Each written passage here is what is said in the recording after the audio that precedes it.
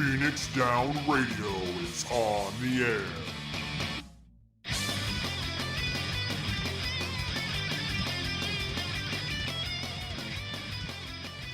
Welcome, everybody, to Phoenix Down Radio, episode number 139. I am your host, Klauss, and joining me we have a Taliz and a Seyrr. What's up, boys? How's it going, dude? I got actual proper sleep. It was amazing. Do tell, I haven't had proper sleep in a while. It turns out your doctor might actually be able to help with that if you Yeah. have one. Otherwise, burn down the system until we get healthcare. Who's providing the torches? Or do you have to bring your own? Yeah, I feel like this is kind of a roll your own situation. It's a BYOT. Bring your own torch. Fair. Just stay hydrated? Exactly. All right. So what has your last couple of weeks been like? I Whoever got wants to my start. healers all. I got my healers all to level 80. I did some Bosja and some Delubrum. It was Cool. fun. Cool. Nothing I- super special. I got reminded that I played Final Fantasy XIV. That was cool. But did you actually play? Yes, I did MSQ 2 days in a row. Wow. There's just no content I'm interested in right now. Well, what about Bosja? No, not my thing. Okay, so we're not going to drag you well, maybe we'll have to drag you kicking and screaming instead of... If there's like people to go with and we can like be streaming or like be chatting and like be bullshitting and boss just a thing that's happening in the background, sure. But if it's like, hey, I'm going to actively work on this again, I'm just not. Like, it's I'm just down. not interesting. Yeah, you know, when I was on, and yes, I played this week, I didn't see you, so, well, I couldn't Well, help you. It In doesn't help. fairness, You yeah. work a lot later than I do, and by the time you get home, I'm probably going to sleep. by the time I get home, you're waking up. Hmm. You work- Yeah. I Damn. don't do this whole like normal thing. I start work sometime between 3:45 and 5:30. Oh, yeah, I'm that's off right. when I'm done, and then I do stuff afterwards. Yeah, that So makes I'm sense. not, and you Yeah. are 2 hours ahead of me. So when I'm going to bed, you've already had breakfast. Hmm. Maybe. I don't know. Are you going to bed? Are you going to bed at like 4 a.m? Yeah, 3 or 4. Okay, then I suppose because I'm up about 4:45. So It's rough. It's actually not ideal. I'm actually working on getting out of it, but you know, things happen, and when you are not a morning person to the point where you've decided to give up on certain aspects of your life in order to continue not being a morning person, and whatever pays the bills, right? or you just get rid of the bills. Easier said than done That's for the some harder people. one. Yeah, that's the harder one. That's Yeah. the harder one. I mean, you have to like. I also only Go ahead. I only own 5 cars now, so Only? like that's fine. Yeah. Well, okay. I actually, You so I have- owned 2, and then I bought 1, and then I got rid of it, and then I bought 2 more, and I have to get both of them up to the shop. But yeah, 3 since the last show, I've legally changed my name and bought 3 cars. Nice. Okay, you know, you maybe could have led with the whole name change thing. Oh yeah. No, it's fine. But no, that's awesome, marvelous. Yep. The actual legit first name. It was going to be the last name at one point. My former fiance asked me not to because she wanted to take my name, and her initials would spell arm if her last name was Marvelous. So she asked if we just couldn't. And now I'm like, well, now your last name is something completely different because you're not married to me. So I can do whatever I want. Right? Yeah. Yep, new passport, new driver's license, new social security card, new birth certificate, change all of the bank account information. Oh my god, change all the IRS information. Oh my god. That's a But lot. yeah, It's work. it's a lot. It's a lot of work. Especially well when you've had the same Gmail address since like 2004. It's fun finding all the stuff that you're like, "Oh, I'm subscribed to that." how much have I been paying every month since 2011 and didn't notice? Right. Oops. I've had a few of those, which has been kind of nice to track down. But yeah, legal name change, full thing, paperwork, documentation, and the whole bit. But yeah, the marvelous part of the name is actually part of my name now. Congratulations. Thank you. I think that's awesome. Doing what you need to do for you, and to everybody else who doesn't appreciate it, to hell with them. I've got some haters. I've got some people that are big mad, and I'm just like, you know what? That's cool, but I'm not gonna worry about it. Yep. People get really weird about names. There's 7 billion people in this world. In what universe do you think that you are anywhere in the top of the list of people I give a shit about? Wow, that's just cold. Our viewers are right there. Yeah, but okay, how many viewers do we have? 8? Something like Yeah, that. I like all 8 of the people that are on here, including Pinion Bot. Aw. I'm sure Bots Pinion need Bot love, appreciates that. Kupo. Anyway, yes, Pyrocats, you too. That's why I gave you a ring. Ah. I got a new computer. Ooh, shiny. So I have as many computers as Taliz has cars. It's true. And he has as many computers as I have cars. Yeah, that's a weird balance. We're extremely opposite, Taliz. That's one of those like global warming versus pirates graph where like these things aren't related and yet. Correlation is not causation, but it does wiggle its eyebrows suggestively and say, hey, look over there. Yes. But yes, I picked up a new PC. I feel slightly dirty because normally I build all my own computers. But the GPU shortage has made that damn near impossible right now. I mean, There's a shortage? Yeah, there's a huge silicon wafer shortage right now. It's actually impacting the auto industry pretty severely. I mean, they're unable to produce thousands of cars that they should be. So they're losing millions of dollars. Plus the fact that every current generation GPU is currently out of stock or is being sold for 3 times the value on other sites. So interesting. So I had to cave, and I bought a custom, or it's a pre-built system, but it's all off-the-shelf parts. So I mean, I know it's an ASRock motherboard. It's got a PNY graphics card. It's got it came with kind of some generic Alloy memory, but I upgraded it to some G-Skill. It's got a Seagate hard drive. It's all name brand, easily replaceable parts. But I didn't have the fun part of building it myself. I didn't recognize any of those brands you just said. Which is fine, but they're all name brand. I'm like, I don't know any of these brands. You're also not, this on the same computer geek level as I am, so. Thank God. Wow. I mean, I love you. Are You're you a great taking dude. that from him? I mean, well, No. like I said, you know a lot more about cars than I do, and I know more about computers than you do, so. I actually started doing your job in like 2001. And then I just started realizing that I didn't want to do tech anymore. Not unreasonable. Like I was in networking. I had to take a networking class that included everything from setting up TCP manually in the command prompt to crimping Cat5 as an assignment. It was a long time ago because neither of those things gets done anymore. And I still do it on a regular basis for the most part, so. Oof. Yeah. I couldn't get into it. But yeah. It is what It's it fun is. that you have a new system though. Oh yeah, it's really nice, and really not utilizing it for the stream today because we're still trying to work out some kinks, but Yeah. There's always a little bit to be adjusted. but other than that, it's been running really nicely, and it's I ran the Stormblood benchmark. Mm-hmm. 23,000 was my score. Nice. What was an average score on that? Well, my previous score with my old CPU and the 2070 graphics card was 16,000. Okay.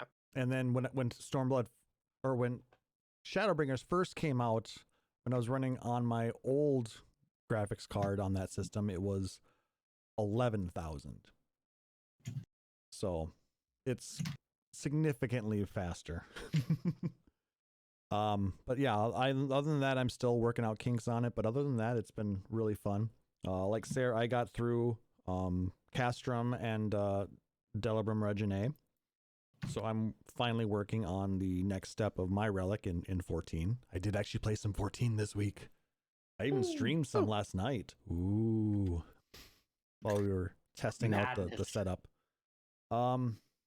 Aside from that, Sheer madness. just a lot of work. Like I said, I've officially got the transitioned into the new position with the new pay, which is nice. So I was gonna say you're into the new role that you got, right? Yep. And Sweet. It's been kind of nice. So it's a little weird, but getting paid more for doing the same job. But I like it. Nice. That's always a positive. You say that like it's a bad thing. Oh, I'm getting paid more for doing the same job. No, I consider myself very lucky. Well, it's bad because I should have been getting it all along. Right, but I mean, other than that, what's bad about it? Nothing. Well, we'll get into maybe that some other time. But Anyway, I was gonna say there's a couple things bad about it from a management and business owner perspective, but that's a whole other can of worms. Exactly. oh no, I'm so worried for management. So it was so busy I forgot to put together most of the show notes this week. In fact, I didn't put them together until last night. Dude, you're not supposed to tell them this. We Why? just kind of fake it. It's Nah, man, fine. all in. The title, spoiler alert, the title is a question mark. I mean, that's kind of standard for us. Well, about the biggest news that came out, well, the fact that we've got Valentino's and Little Ladies Day right now. I think that was last time though, wasn't it? No, that was this time. That just started this week. Yeah, you're right. That did just start. Also, there's a whole bunch of pre-orders up for the virtual Fan Fest stuff. So if you want to get some T-shirts or some little minions or a mask real life ones, case. yeah, overpriced though. Everything is overpriced this year because we're not going to FanFest. They're not getting $70 a pop from us. They have to split that up across the merch. 70? It's like $160 to go to FanFest. I don't know because I've never been. Really? Because the first year I was getting a BA, the second year I was in South Korea, the third year I was at a wedding, and the second and third years I never got emails so that I could get my pre-order at all because as Square Enix is shitty. The second year, friend of the podcast, I don't even remember what her in-game name is at this point. I don't play with her that often. She bought me a ticket, and then I sold it to South Korea. And then another member of my FC forwarded me her email so I could get it last time, and I died in queue. So I just have decided that FanFest can go fart off in a fire and die because I'm just never going to bother going. Oh, well, I've tried 3 times. It didn't work. I'm done trying. Well, hopefully the next time we actually have a live in-person FanFest, we'll be able to get you some tickets as part of the crew. So that would be cool, but we should go as press. They don't do that officially. Yeah. Meaning we're not big enough to. We're not trying hard enough. Well, we're not big enough to get invited in on that, side of it. So we'll just go as we us. have a goal. We have a goal for 2022.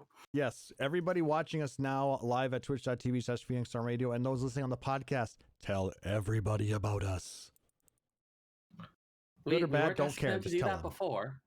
No, we probably should be throwing out, instead of saying goodbye, say things like and subscribe, Smash that like and subscribe button.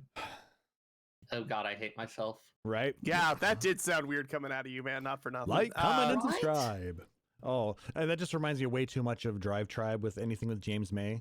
Every 12 seconds, like, comment, and subscribe. He's doing it ironically, but it's hilarious. Okay, it's like, hey, Bim, guess what? The same as regular dollars. Oh God! Hey, You said Ben! James May, and I was like, "Wait, I'm Yep. wearing the dumb shirt that I bought at 4:30 in the morning when I couldn't sleep." And I was like, "I need to make serotonin happen. I'm buying a stupid thing." So I bought the shirt. I still love that shirt. That's still one of the greatest shows. Speaking of which, have you watched his cooking show yet? Yes, they're terrible. He's making sandwiches, and all of the sandwiches No, are bad. no. Not on Drive Tribe. Not on Drive Tribe or Food Tribe. Not on. Yeah, on Food Tribe. He's making sandwiches in the basement. Yeah, that's something very different. But I'm talking on Amazon. We talked about it last episode. No, I haven't watched that at all. On Amazon, he's got an actual cooking show called James May. Oh, Cook. And I recommend you watch it. It's actually really good. I mean, it's James May doing anything, so I'm in. Yes. James May is hands down the most underrated person out of that group. Oh, he's the underrated member of the. It's like, well, there's Jeremy Clarkson, who punched Piers Morgan in the face. Mm-hmm. And there's Richard Hammond, who's tiny and destroyed an $800,000 prototype car. Yep. And then there's James, who will show up eventually. Well, they call him Captain Slow for a reason. I nicknamed a friend of mine's younger brother Captain Slow, and the name stuck. And now he's just stuck with it. And he works in inventory and logistics. And we called him Captain Slow in front of one of his coworkers, and that was the end. And now he gets it all the time. Nice. Yeah, that feels like the kind of name that's just a kiss of death. Yeah, speaking of which, Allywitz is not in the chat, but congratulations, Allywitz, on no longer having Captain Slow as your roommate. Woo! So yeah, going back to what we were actually discussing, if you're interested, go check out the Lodestone for information on where to pre-order all that stuff. You know where to find Buy our it. shirts. Buy our shirts. They're $31. Hell, our shirts are a lot cheaper than that. I think they're only like 26. And I still haven't bought one. Well, I need to, yeah, I can help you with that part of it. I just need to get off my butt and click the checkout button. Also, Sarah, I love that we're having a mukbang here on this episode. I have I water. don't actually know what that is. I feel like I should. It's basically when you're just like eating on stream, talking about what you're eating, and then just having random chats and a good time. Mm-hmm. Oh. We should do a like a PDR Tuesday. mukbang. We should. Come up with We're something making that ramen. Let's do it. Ooh. That just sounds like a Tuesday to me. Is it going to be the 2 times spicy ramen? Yeah. Let's do it. That stuff is actually pretty spicy, by the way. I would like to burn my soul out of my body using the power of noodles. At least you're not Nothing. doing it with milk. I will find that recipe for the Mountain Dew ramen. It's out on Mythical Kitchen, I think. Oh. No.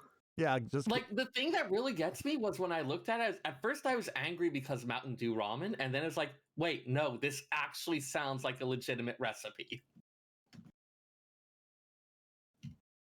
Sarah, I have an unhealthy suspicion that you, me, and like the 2 or 3 other people that were like really into food from 14 are going to go to FanFest 2022, and we're all going to end up in like a hotel suite somewhere with a bunch of crap from like a corner grocery store trying to make recipes from 14 from memory, and it's going to be magical and awful and then live just making stream. stuff. Oh yeah, whether we want it to be or not, somebody's going to have it up on their phone. No, the whole I'm gonna be bringing the laptop and the cameras and the microphones. We're bringing the whole shebang, and we're gonna live stream that shit. Where's Are you that kidding? lemon girl that was doing recipes a couple of months ago? She seemed to up and vanish. That was a while ago, actually. I saw she's her been doing stuff, but Shintir from Maelstrom Radio has ruined pumpkin pie for many people, so we need to get him in on it. I'm down. We could get Minty Eyes, who, when she finishes doing the One Piece cookbook, see if she'd do 14 stuff. That'd be fun. and I'm sure Chili will be more than happy to be our taste tester. Step 1, he has to eat macaroni and cheese. Has he not had macaroni and no, cheese? he had macaroni and cheese after the podcast at in Vegas.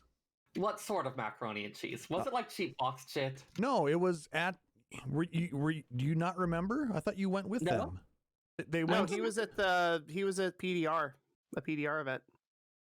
No, this was at FanFest. LBR? That's the one I meant. Thank you for understanding my brain. But no, it was FanFest 2016. They took them for mac and cheese at the Paris buffet. Oh, okay. I just remember that being a lot of buffet.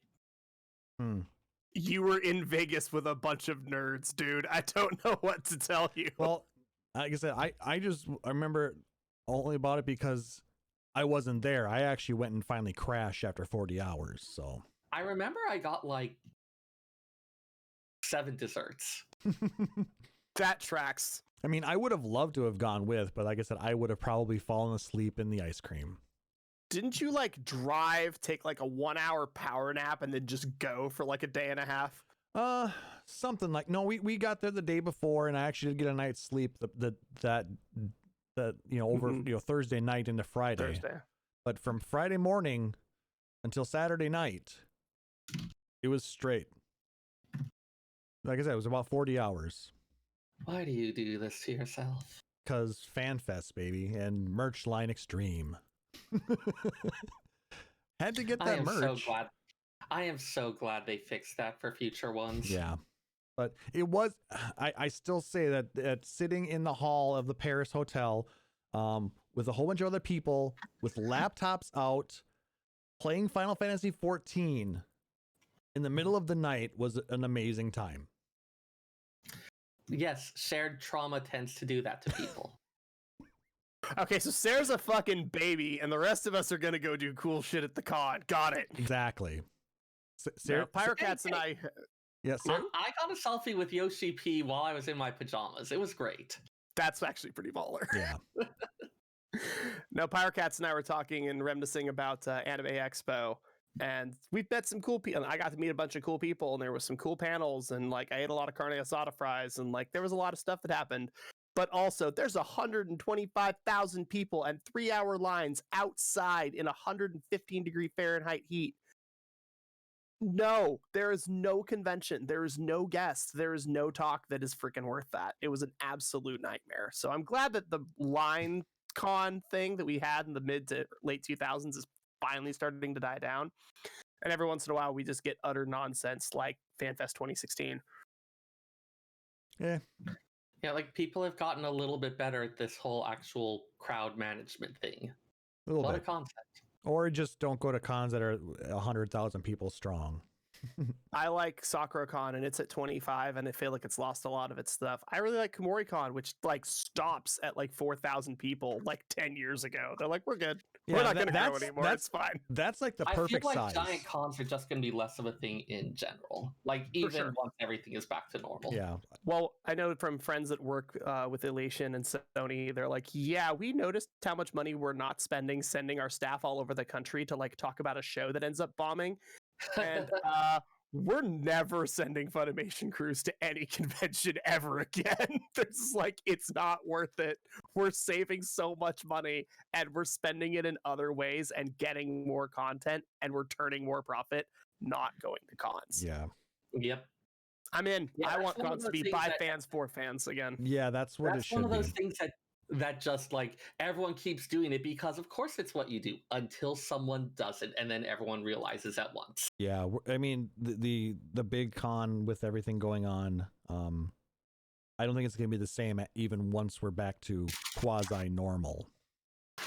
Also, Yeah. look at the type of people that generally attend cons. It's a lot of introverts. It's a lot of nerds. It's a lot of people with questionable health issues. It's a lot of people with mental health issues.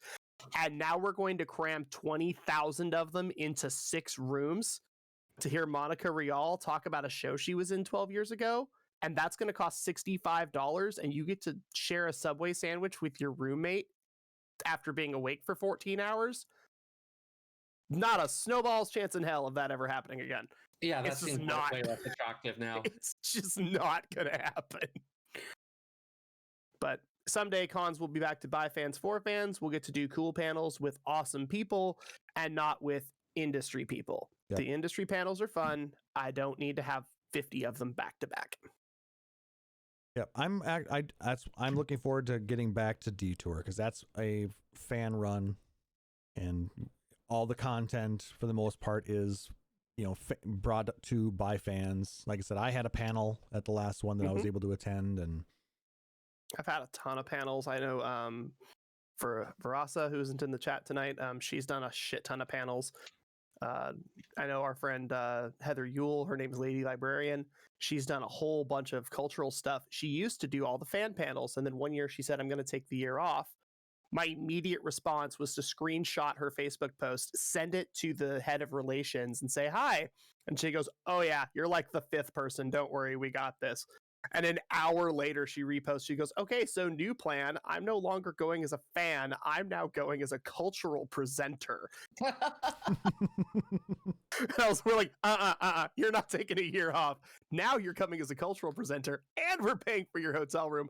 Also, your husband gets to come for free. Have fun. And then it was like, oh, all right, we're no longer by fans for fans. Now we're just hanging out with our friends. And I'm okay with that too. I mean, that seems pretty similar when you think about it. all right. Anyway, let's get, hey, do you remember when we played a Final Fantasy game and then we talked about it in our Final Fantasy podcast? No way. That seems pretty ludicrous. Yeah, that's a terrible idea. Who would ever do something like that? All right, so this is the Saga Frontier podcast. If you haven't bought the Saga collection on your Nintendo Switch, you're not going to understand anything we're talking about. Which includes me. Which includes a renamed version of Final Fantasy Legend. Oh, God. How did he describe it? Like, someone had the best description for the Saga games. There's a lot of like, oh, my favorite Final Fantasy is Chrono Trigger. I want to disagree, but I'm having issues. Or my favorite tactics game was Disgaea. My favorite version of Final Fantasy V was called Bravely Default, and I'm just like, I mean, are you really wrong? Are you really wrong? No, they're not. That's the problem. Is I was like, I hate this. Also, fun fact: Bravely Default they made a second Bravely Default that isn't Bravely Default 2. They're now making Bravely Default 2. Yep, that's going to be coming out. Goddamn confusing. End of this year, beginning of next, something like that. Something like it. When they make Bravely Default 358 over 2 days, I'm out. I'm sorry. You have to release your games in order, or I'm not going to be able to keep up. As long as Nomura is not involved with the naming of the games, I think it'll be fine. Bravely Default Chain of Memories. Yes, exactly. My boyfriend asked. My boyfriend asked me yesterday to explain what Saga Frontier was, and what we finally settled on was Octopath Traveler, but every character scenario is a separate playthrough, and make it 80s anime. Like every 80s anime at the same time. That tracks. I need to go get alcohol. That hurt my soul. But is he wrong? I'm not even mad because it's not wrong. It's just so much to handle all at once. All right. Well, it is nice to be able to just BS about random things that,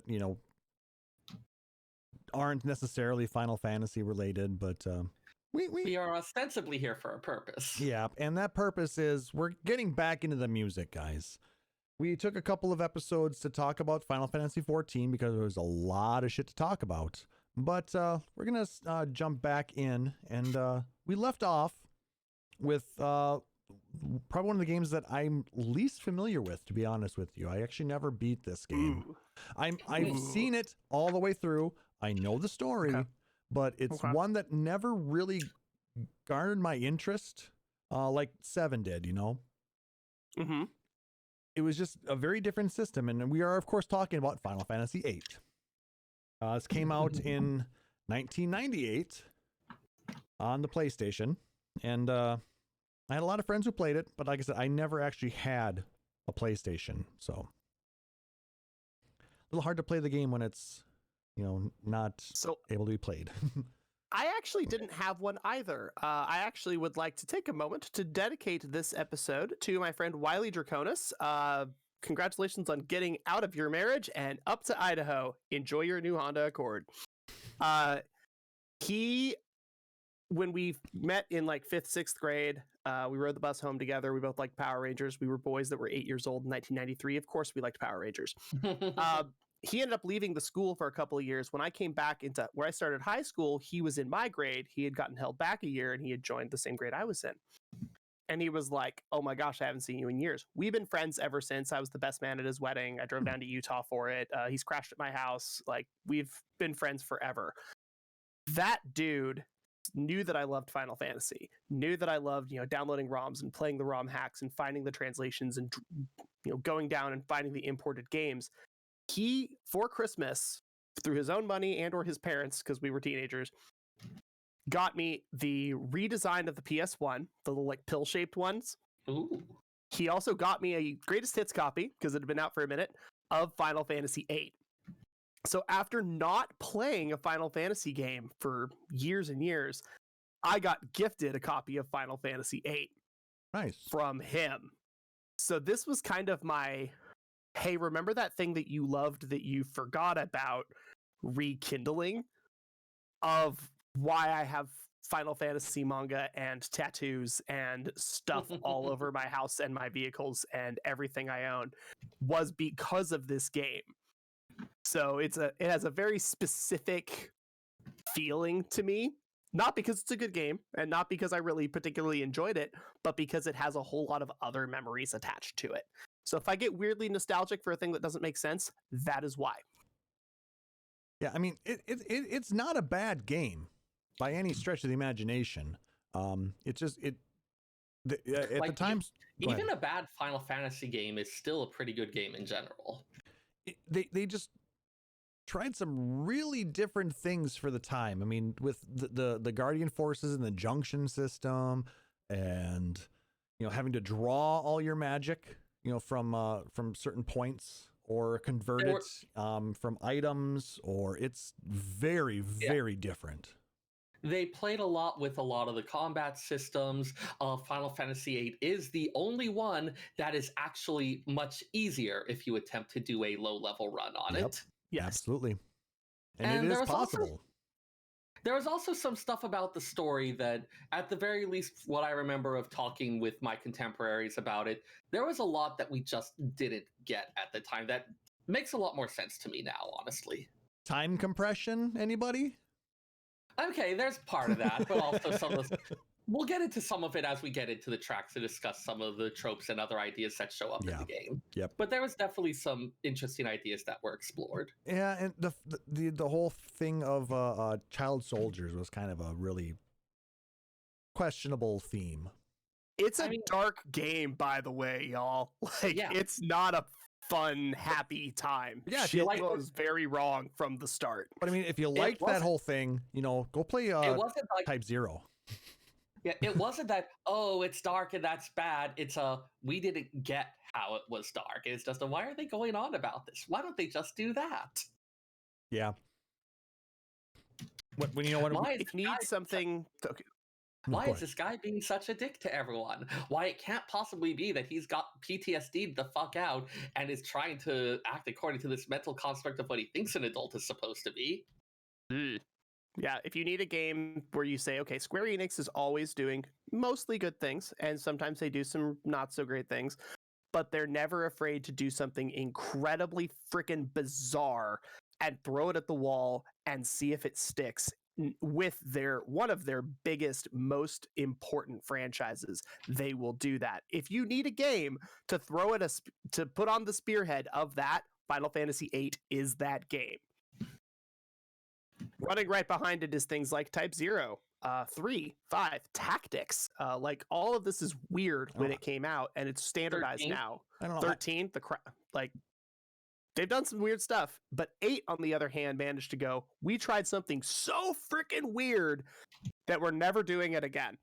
But it's really weird, and now it gets its own little unique space in the S generation, that first part of the S generation between 7 and 9, which is a really hard spot to fill anyway. It's in a very weird place. All right, but the music is slaps. amazing. The music slaps. Go ahead and start with the opening theme.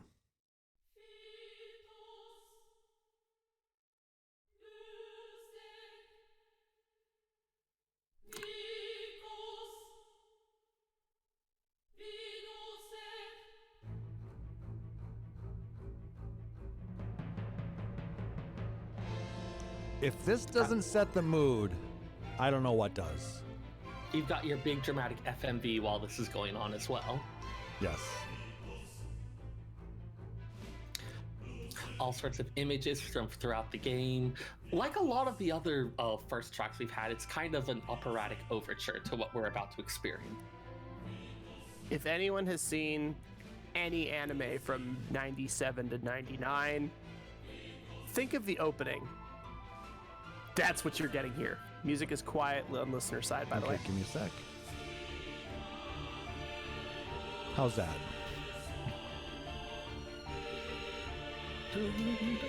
This does also have a lot of spots that are a little bit more on the quiet side as well, so. But this is FFVIII. Huh. Fun fact that Phthos Lusec. Yeah. It sounds like vaguely ominous Latin chanting. It is, of course, nonsense. But it is also the letters in Succession of Witches and Love mixed up together.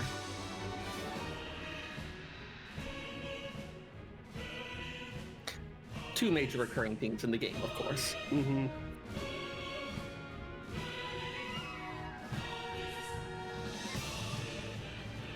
Sorry, just adjusting it a little bit down again. It's hard to find a nice balance. Yeah. This is a sword fight, by the way, with this like crazy string section. If you haven't seen it, it's incredibly cool. Again, leaping back and forth between various other scenes as it goes. Yep. Cutting back. If you guys remember, yeah, this is the fight scene between Seyrr and Squall, where they both get those scars on their noses. Because Cypher's a goddamn dirty cheat. He had drawn a couple copies of Fire.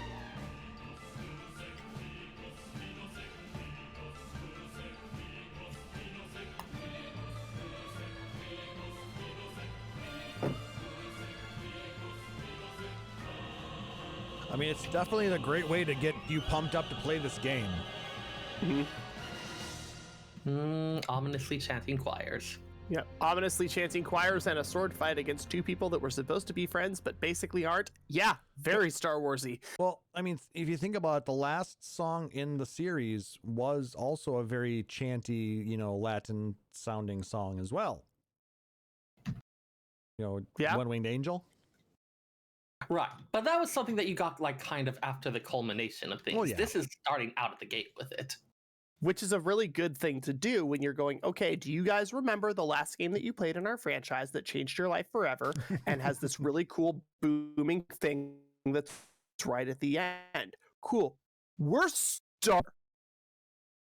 They might have set their bar a little bit too high, but it was fine because now we're going, oh my God, I haven't hit new game yet. And that's what I'm starting with. Yep. Holy crap. And then when you actually do start the game, you get this. Very sudden shift. You hear this a lot in the game, especially in probably the first disc is where you can hear it the most. Anybody want a hot dog? Oh, damn it. I should have bought a melon pawn tonight. You mean a hot dog? Yeah, so he's like, it's a hot dog. Look. God. Well, I didn't spring this on you until, you didn't see it until last night. Yeah, but I was at Uwajimaya today. I dead ass bought cake. Can you feel my disappointment? I'm kidding. It's fine. Well, I was supposed to have cake 2 episodes ago and I forgot. So I was supposed to get it last episode and I forgot. Today I was like, cake. So I bought it. Remember, Yes. just in 2 weeks, bring a hot dog, okay? So, this is the music for Balam Garden, the Yes. starting location, and the school, which most of our characters, 4 out of 6, You get Selfie, Zell, and Squall, and Quistis from Quistis. here. Yep. So yes, 4 of the 6 main characters attend this school. Attend. Okay, yes, like the scenario actually starts with preparing for their graduation and their final exam. And Quistis is a teacher when you meet her. Yep, she had just graduated like the year before. I mean, she's only a year or two older than the rest of them. I mean, we're going for all those anime tropes. We've got, hey, here's a bunch of people all going to school together. Except it's a school for mercenary. Run by Robin Williams. Hey-o! Yeah, Headmaster Sid does have a little bit of a Robin Williams vibe to him, I guess. Oh, he does. It is absolutely straight up supposed to be, too. Someone at KupoCon dressed like him. He's Nice. not quite as zany, but Yeah, I mean, like, they have the role of Sid changing from game to game. This was, usually he's some type of scientist, but here he was just the headmaster, so a little bit of a shift there. But you get a lot of the different types of school tropes. You're meeting your various zany classmates, you have the disciplinary committee setting up to be your antagonists.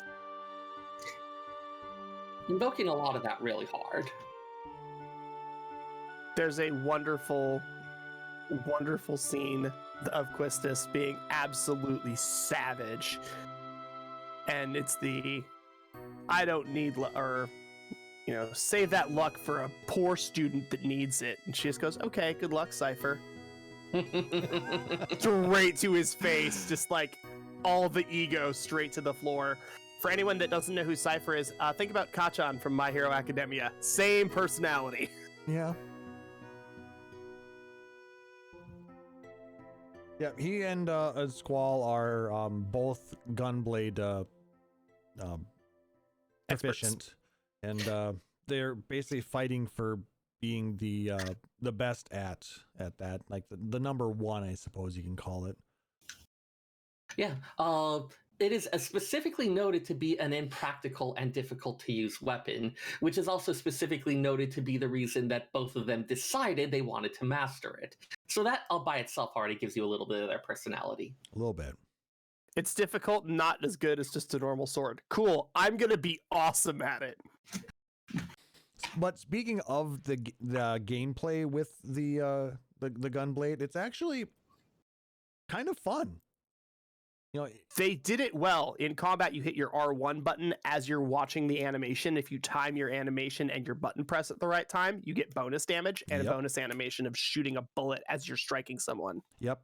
And it's kind of cool It's because pretty cool. you're not actually using the bullets to damage. You're more it creates like a The idea is that generally there's an explosive cartridge, it makes a blade vibrate, so you've got a vibro blade that does Yes. more damage. yes, that.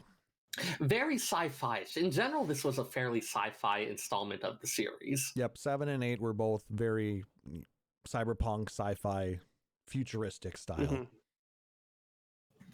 All right, and then, You say as the clip behind you is Quistis on the freaking machine guns on top of the boat. we'll get to that. We'll get to the songs that are part of that, I think, here later on in this. But Oh, it's in this disc for sure. but our next song is very different from what you're seeing behind you. This is the overworld theme. Blue Fields.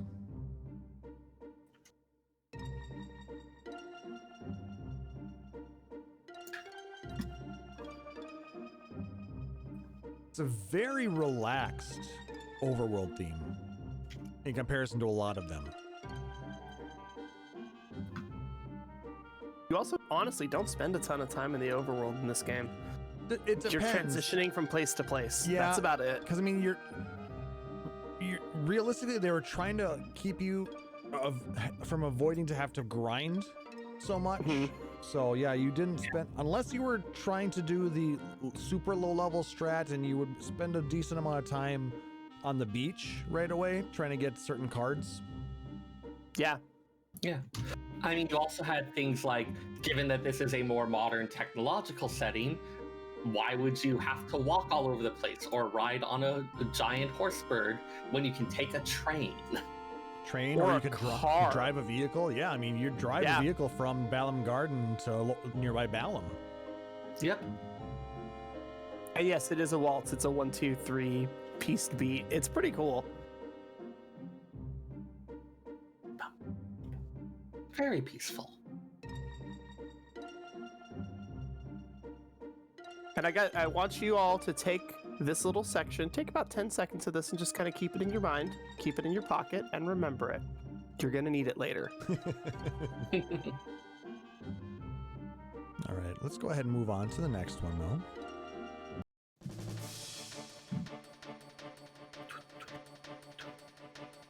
In between hearing the overworld theme, you're going to get a lot of this. Yeah, what was that in your pocket? It's that nice calming moment where then all of a sudden, This is the main battle theme. Don't be afraid. as you are 3 teenagers in your school uniforms with your fists, a 3-part nunchaku, a weapon that is notoriously difficult and impractical to use, and that's it. Or maybe sometimes somebody with a whip. You might have a whip. You might have the ability to throw fireballs with a creepy beast fireman that you are buddies with that's junctioned into your bracelet or whatever. Like, Maybe you haven't this gone to game the, is probably haven't gone to game there is yet. so weird. This game is so weird sometimes. Yeah. Well, I mean, they had to do something. You know, the materia system was really good in 7. It was allowed you so much customization of each of the characters.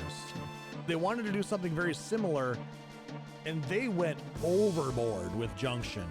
I mean, They were like, okay, you see Magicite, right, from 6, and then you see Materia, and you go, okay, that's better. Now the Materia is good, and you can move it from person to person instead of the person maxes out that Magicite, and now the Magicite just goes to another person, but has to start from 0. Ugh.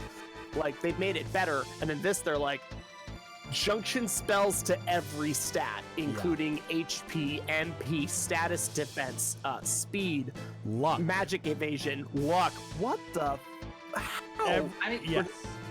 it was something that was interesting, like, for instance, being able to custom adjust your status defense for battles. That ended up being something that was a lot more relevant and stuff, so it was a lot more thoughtful and strategic at some points. No, I mean, I don't think it ended up overall achieving what they wanted, but there was still a lot of interesting ideas being played around with. it made the characters, you know, absolutely completely customizable.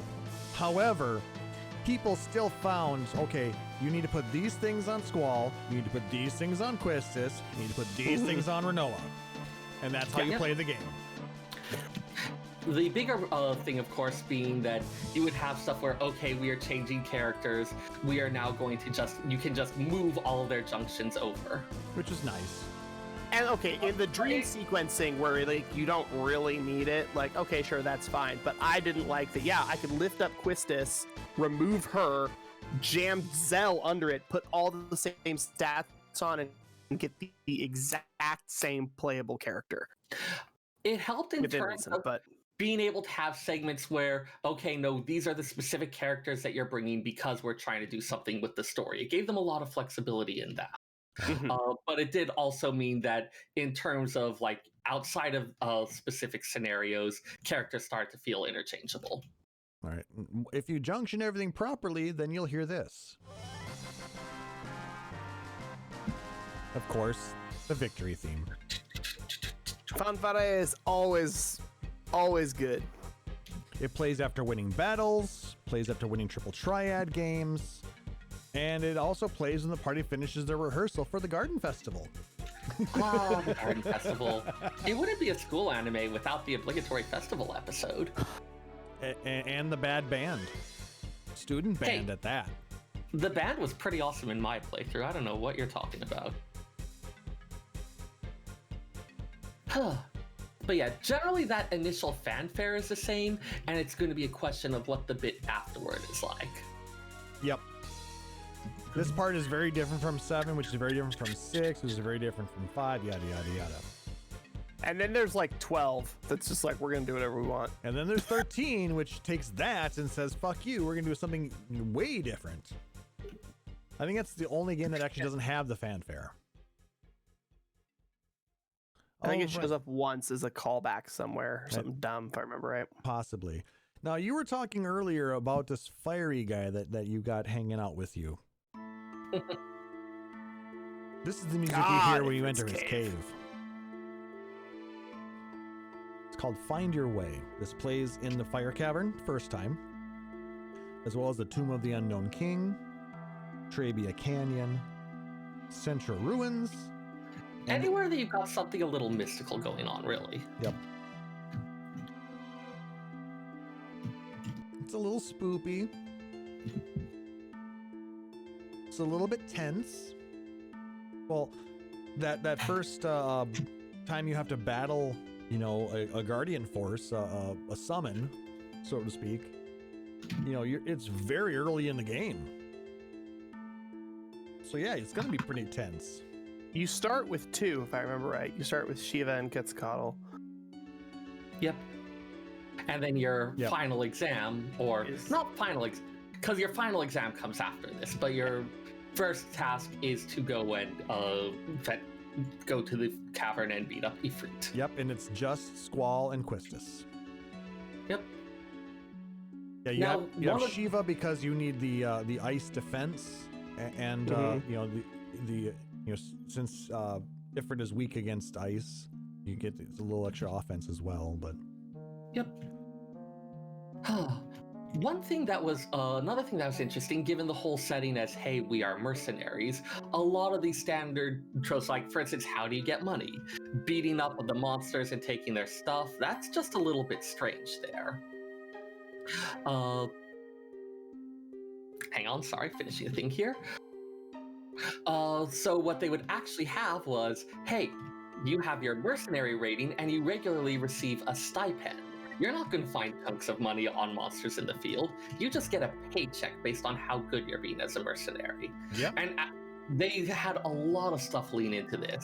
Dicking around in the field and spending lots of time not continuing with your mission would cause your seed ranking to go down. Which honestly, like, okay, looking at it from a tabletop perspective, does it make any sense for me to kill a squirrel and get a shield and then sell the shield and get 16 gold? No, that doesn't make any sense at all. Does it make sense for me to kill 400 things, gather a bunch of crap, drag a bag back to town, and then sell it and get money? No. So in the terms of like a tabletop, rather than deal with that logistic, we say, you find some stuff that you're going to sell later. You find some stuff you're going to sell later. And then when they go to a store, you say, okay, you have 400 gold.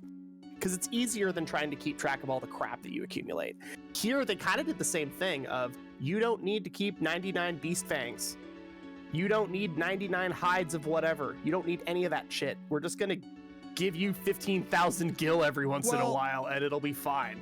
You still need that stuff, but just for a different reason.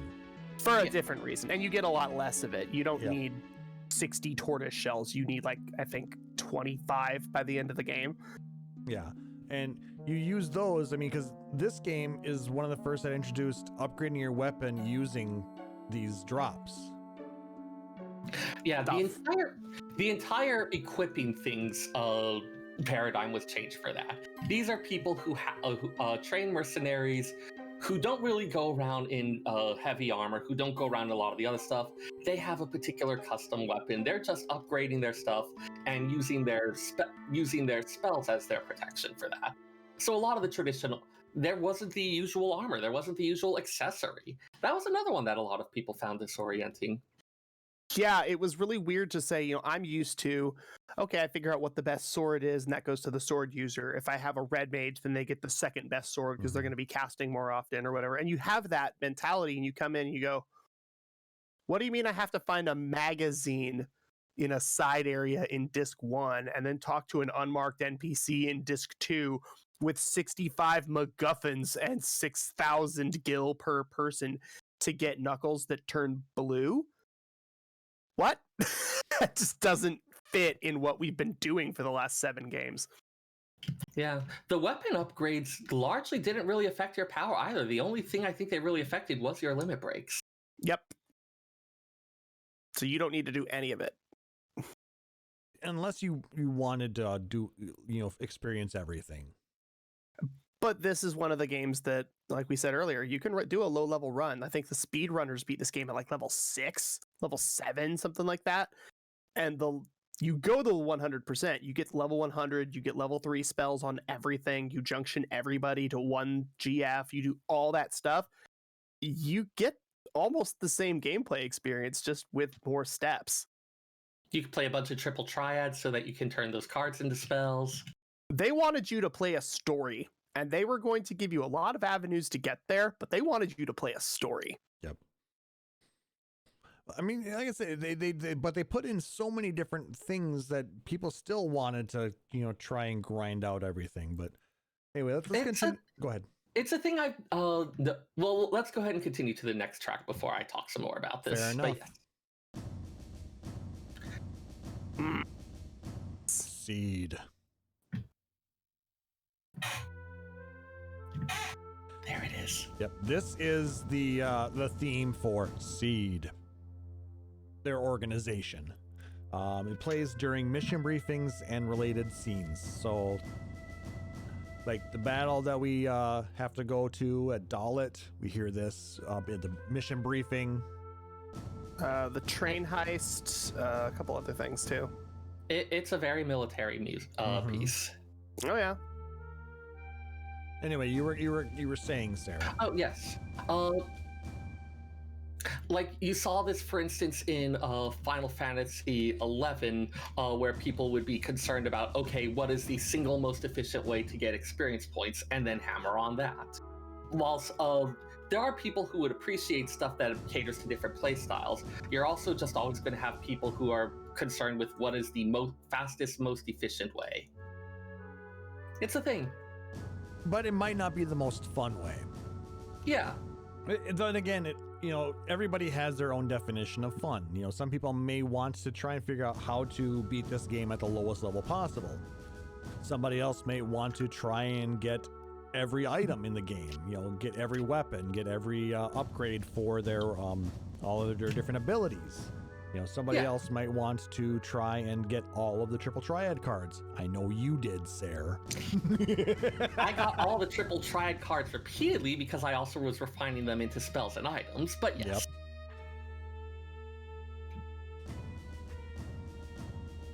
Yep.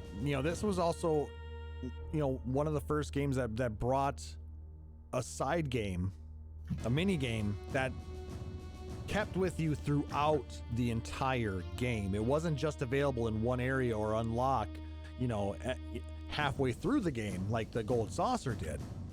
Triple Triad was available basically from the beginning, and you had new people to play against, plus you were getting enemy card drops. So, including at some really strange places. I remember one bit where you're on a space station. We'll get to that later. That's By the way, yeah, undergoing an emergency. Everyone's panicking, and then they're like, "Wait, you want to play cards now?"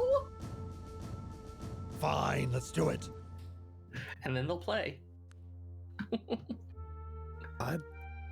There was so many weird things you could do, like break cards into level 2 spells and then fuse your level 2 spells into level 3 spells of alternate elements and then jam those into your attack stats and have max attack stats at like level 2, level 3. Crazy. It was fun, but it was dumb. It made no sense. It's definitely a game that once you understand the mechanics, it is surprisingly easy to break wide open. Mm-hmm. Oh yeah. But like I said, it's for the average person who played Final Fantasy, it was almost intimidating. It was weird. It was kind of like when we played 2 for the first time before the remaster and before they changed how EXP worked, where you're like, so I get hit and I get more HP, and if I hit something, I get better at attacking. Hey, enemy, like, okay. you go do your thing for a bit. We're just gonna be punching each other over here. And yeah, it was really challenging to come from, and that's why they switched it. And 8 suffered from the same problem of, oh, there's one dragonfly left. Let's sit here for 45 minutes and draw 300 blizzards and 300 thunders and then hit it once and kill it. It was weird.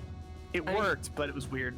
No matter how many QA testers you have, you're never going to match the power of thousands of gamers who are poking at it in every free time and sharing their thoughts and actively looking to break every bit of it. Yep. I will say this is probably one of the more interesting GDQ runs that I've seen. People doing this speed run. Oh God. Oh God.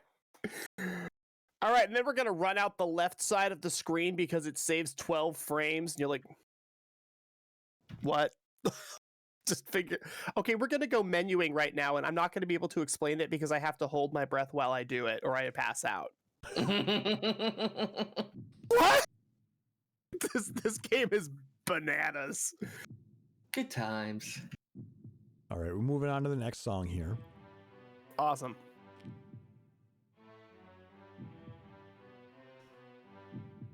Sorry, it starts out very soft, so apologies. Well, yes. This is the landing theme. This is a song that builds.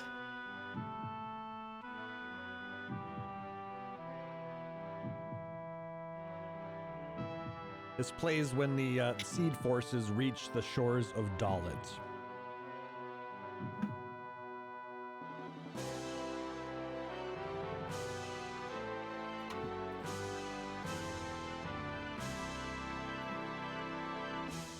What was your senior class trip like? Oh, you know, we raided fucking Stockholm, I guess. It was fine.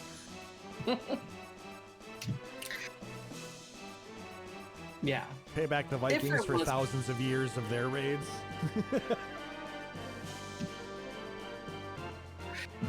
FFVIII was a Squall's test, but this is the final exam that everyone takes. Yes. An actual client request to go go on a mission to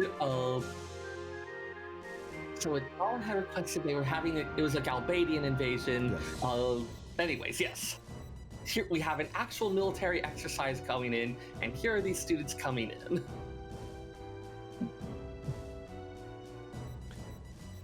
Yeah, the groups that were fighting each other didn't make much sense. I mean, you know, Balam fighting Galbadia, and you know, Galbadia had their own garden, and because ostensibly the gardens were independent, like they're mercenaries. Mm-hmm. They may be located in a lot of places, but that doesn't mean that they have political ties to them. So what I'm hearing is that the mercenary schools are just a Pac-10 league for murderers. Well, yes, but they don't like to really get into that. We leave that on the DL, maybe. Also, make sure you hand that 17-year-old a gun that explodes that has a sword attached to the end of it and give him the power to summon a naked ice lady. Make sure he gets that on day one of his freshman year. He's gonna need that. I mean, he'll be used to it given that he started here when he was 6. Yeah, you know, other problems also occur in this story. Yeah. the biggest problem, you know, something we won't get to until probably the last, maybe the end of disc 3. We'll start getting into some of that, but there's some other issues with this whole storyline on this. Which, I mean, to be fair, the story is actually specifically pointing out, hey, this is kind of an issue. Which, I mean, it's good that they're bringing Anyone it up, that has but ever still. thought video games, anyone that's ever played any video game coming out of Japan and said, oh, this is a cool piece of entertainment, and has never seen a political commentary in it is blind. Because all of it is steeped in it hard. Especially in the 90s. It was real bad. Yeah, it's funny to see people complain about why are there politics? Like, there were always politics in your games. You just didn't. We shot Nazis in DOS. Shut up. Like, we did that. It was a thing that we did. It's okay. You were part of a thing of elite child soldiers whose memories had been taken away by the tools of war. A woman goes to a mysterious land, murders the first person she sees, and then gathers companions to murder again. Welcome to the Wizard of Oz. Like, you can just... all of it's really bad if you look at it the right way. Yeah. That doesn't mean it wasn't there, it just means you didn't notice it. All right, it's almost done, so we'll let it finish. There's now a up. version of the Lollipop Guild as Lalafell's running a garden going through my head, and I need it to stop. Beautiful. Well, it may be better if we go to this song.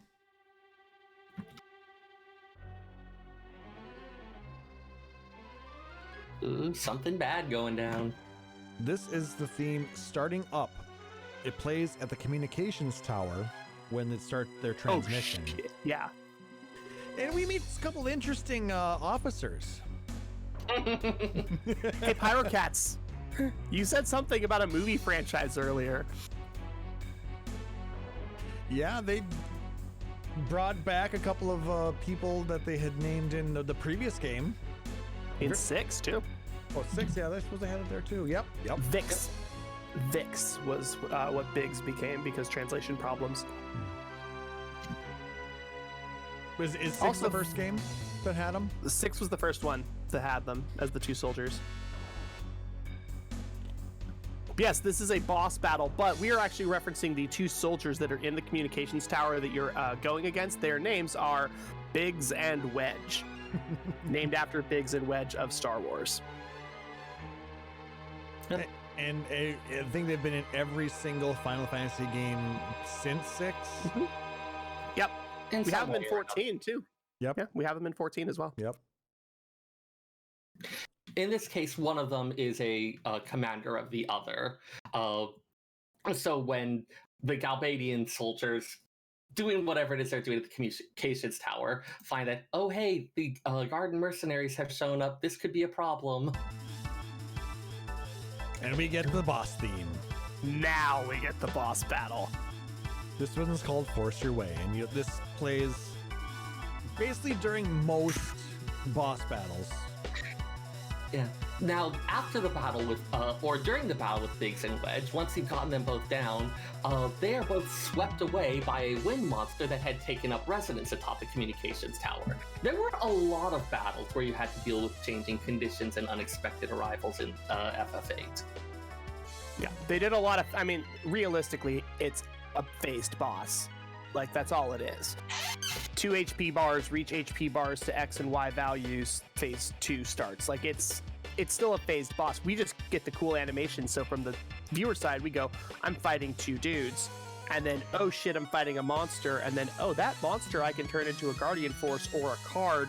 But it also just one-shot Zell. It's not going well. I hope I saved in town before this started.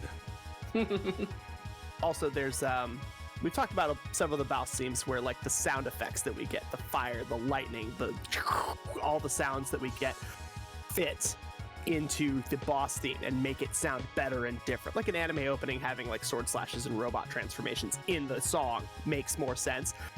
If you have Quistis in your team, her whip makes a really awesome snap sound effect that doesn't fall into beat ever, and it sounds freaking awesome in this song. Yeah. Also, just having the changing thing, even if technically it's the same thing behind the scenes, it felt like, okay, we are mercenaries who never quite know what to expect. Oh, hey, the thing that the client told us about wasn't the entirety of the job. We're going to tell you about a surprise. job. Surprise, we're actually doing this other thing. Repeat ad nauseum forever. This is why you stick to what's in the contract.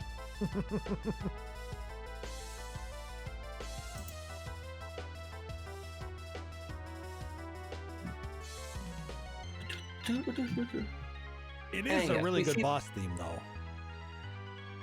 We see what we've seen with a lot of the other battle themes where, hey, there's lots of different bits that kind of the give and take of the battle, having sections that can kind of integrate well with anything.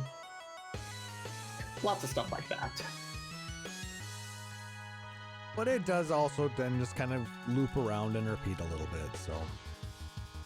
Because who knows how long the battle's going to go, especially if you are trying to draw stuff. Yeah, and if things don't quite go right.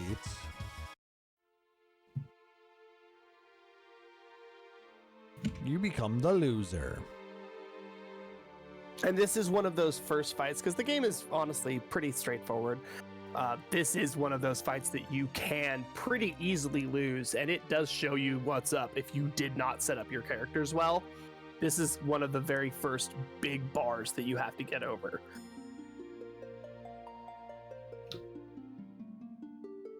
What it puts a little bit of the, it's kind of some pieces of the prelude in there.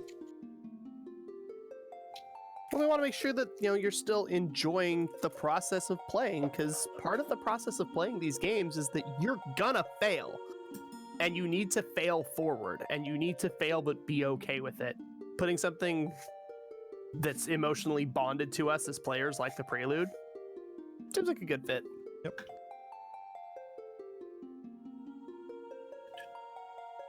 It's better than a wah, wah, wah, wah. You lose. All right. So take two, we'll go ahead and actually get through the fight. And this is a very interesting part of the, after you beat Biggs and Wedge and the surprise boss. Elberet.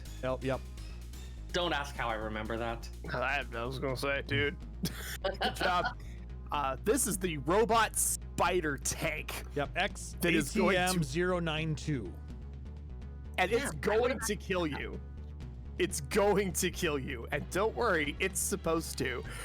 The catch is that you can run from it, except you have to run through every single map zone that you used to get here.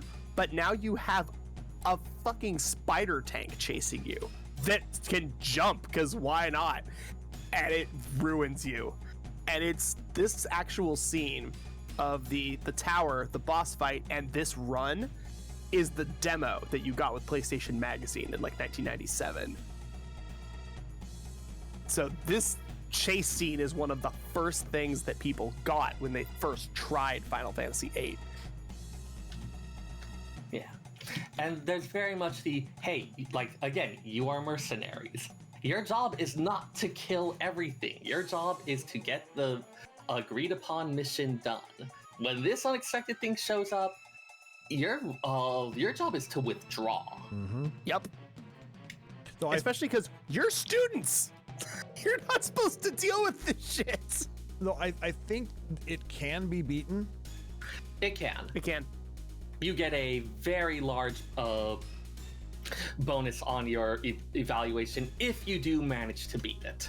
But you still have to evacuate within the time frame in order to get that bonus. Oh yes, you're gonna get left behind if you don't. Yeah, because while this thing is chasing you and it's trying to stop you from escaping, there's a countdown, of course. Yeah, there's literally a counter in the corner, and you've dealt with this mechanic before. You had to deal with it in the cave where you fought Ifrit originally, so this isn't something new, except before it was get to the end in X time. Now it's don't die and run out in X time. So it's a different perspective of inbound versus outbound. It's similar to when you're trying to escape the reactor in 7. While again the spider tank is coming at you, you will get drawn into battle at least once, and so you do have to actively flee against it. I thought there were 3 times when you had to escape. There are a couple that are very easy to end up in, but it is possible to escape from it. Okay. There's also, like, if you know where it's coming, you can walk instead of run, and then it jumps in front of you and then jumps back to its original spot. You can also run past it at a certain thing if you hit like a weird Z buffer piece. If you don't run from the second one and knock it down in the fight, there isn't a third one that can hit you with. This is one of those if you do X, then Y, then Z moments that determines where your starting seed ranking is. Yeah. How good a mercenary are you? How able are you to make and take advantage of openings, to read your opponent, all sorts of stuff like that. Stylistically, it just works. 8's a very, very good game despite some of its flaws. Yep. And now, when you actually reach the beach, we get this theme: Dead End.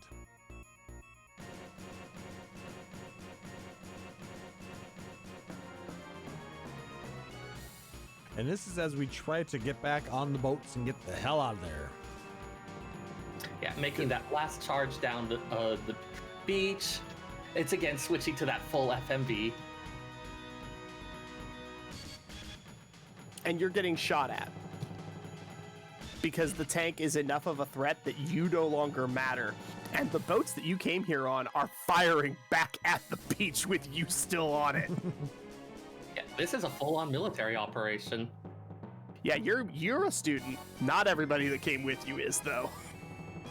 I mean, there are a lot of students. It's mostly students, but... Finals are on, man. Yeah, you think your finals were rough. Run down this beach and get shot at. Okay. Deliver orders to these other units while moving through streets filled with hostile enemies. Worst pizza delivery challenge ever. It's just American Ninja Warrior, but you're holding a pizza and you're barefoot. Like, it's just awful. That's basically this mission. Good times. But you make it back. Thank God. And now you're in Balam. Do you go to Balam? I don't remember where you go. I know that's what the song is from, though. Well, no, I think that's where you took off from. So that the all the ships land back at Balam.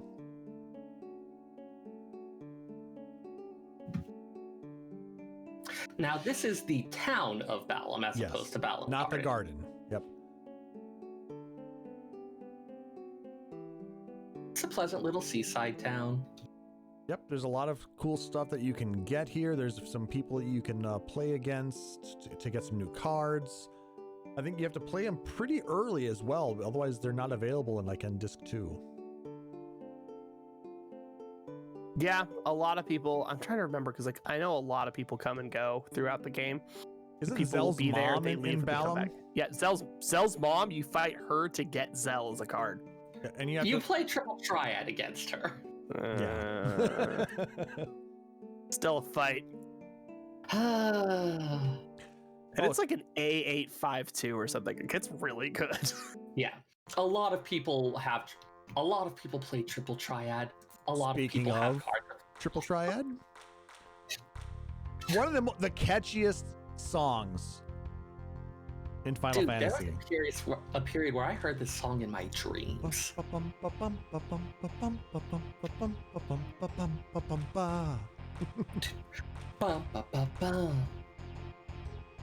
no, this is a slapping, mini game song. I mean, it plays. This is a mini game. Yeah, I mean, in my dreams. Well, to some people, they would rather play this than actually play through the rest of the game. You can do both. Oh, triple triad. You had your base game, of course, but then so many rules variants, only some of which we got in Final Fantasy XIV.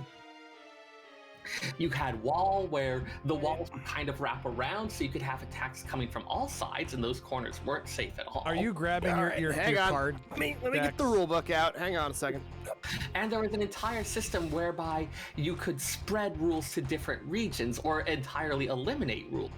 I went on a goddamn crusade to eliminate the random rule from my world. All right, and now we shall read from Dr. Majo's official almost fully complete guide to Tripalm. Yeah, so KuboCon actually makes their own triple triad cards. They're called Tripalm cards. It's your friend Seyrr's one does a bunch of the art for Series 1 and 2. Yeah, Wave-chan, she's great. Yeah, she did most of the art for Series 1 and 2. Ta-da! That's a really cool aura. The actual cards are in full color. But it explains how the actual game works and all the rules to play it. And then we actually have paper cards that we can sleeve and actually play with. I brought clear sleeves to the last KuboCon and sleeved all my cards and scared the crap out of everybody because nobody was expecting the cards to be sleeved. Actually, the other big difference I can think of in between 8 and 14 was that winner took a... Nice. I've been using it as a mouse pad for 3 years. Winner would take a card from the loser, which often lead to a panic reset when you lost and they took your really awesome card. Right. And then they stole Ifrit and Zell and you reset your PS1. But you could only take cards that you had successfully captured during the game. So it's not enough to beat Zell's mom. She needs to specifically play Zell's card. You need to capture that card and keep it during the course of the game and still beat her. Yep. And when you have something that has a A on it, you're going, okay, cool. I can't beat that with anything I have at this point. So the best thing I can do is a 9 to beat her 8 or a 6 to beat the 5, because she's not going to play the 2 in the center. She's going to play it on the bottom edge. And you're like, I have to also play the rest of the damn game. It's hard. It's really hard. It's a cool challenge, though. And it's a wonderful distraction from, let's be real, we've played a lot of JRPGs. Sometimes you need something to get away from the game that you're playing. And it's in the game. Yep. And helps you in the game. That said, keep it up too long and your seed rank is going to go down because you're going around playing fucking card games instead of doing your job. Tell me, Seyrr, how do you know that? Just out of curiosity. No Out of curiosity. Okay. No comment. I'm just checking. All right, let's move on. I'm not gonna go dig my tripalm out because that's a problem. But dude, plus rule was my jam. Pyrocats, you wanted a waltz? Yep, this is the waltz for the moon. This is Got the another- dance when Squall and Renoa actually gets to do their infamous dance. You're Yeah, the best looking guy in the room. God. Okay, for the Did time you that see the cosplay somebody fucking did? I know, it's hilarious. With a really shitty pixelated face, wore it as a mask, and has had a little like chat box. but for the time with how graphics were, I was like, okay, no, this is actually fine. It was so bad. But you look at it now. Oh yeah, Yeah. the remaster looks Yeah. gorgeous. Yeah, It was but just the still, OG it was hilarious. so bad. And this, the FMV for this entire thing, just Renoa dragging Squall out to the dance floor, stumbling steps, bumping into another couple, Squall ready to stalk off, Renoa pulling them back in, and the two quickly adapting into a rather charming looking dance. Squall later explaining that needing to approach someone on a dance floor as part of a mission might be an actual thing they need to do, so he can learn fast. Of course. He just didn't want to show off. Yeah, I mean, we'll get into Squall's issues later. He's got a lot of them. But the I don't think we have the time. We're gonna have to put an entire episode on that one. The Squall's leitmotif issues is the name of this episode. The leitmotif here being another one that we'll be hearing throughout. Final Fantasy also became famous for being one of the first ones with not voice acting, that would be Ted, but it did have a song with lyrics in game. Yep, Eyes on Me. Yep. And so that being kind of a central song to it gets invoked in a lot of different tracks throughout this game. Yep. Especially anything dealing with the idea of like love and romance. Yep. And most things involving Renoa. Well, am I wrong? No. Renoa is someone I've had a lot of arguments with people about. I like her. But yeah, if you know the song Eyes on Me, you can definitely hear it, so. All right, if anybody wants to know about the meme that we're quoting, here you go. I threw it in chat. Nice. All right, let's go ahead and move on to the next song. Yeah, the big graduation ball. Yep. So this plays during a kind of a special moment between Squall and Quistis. She basically pulls him aside in the training area, and she's basically been fired as a teacher. Yep.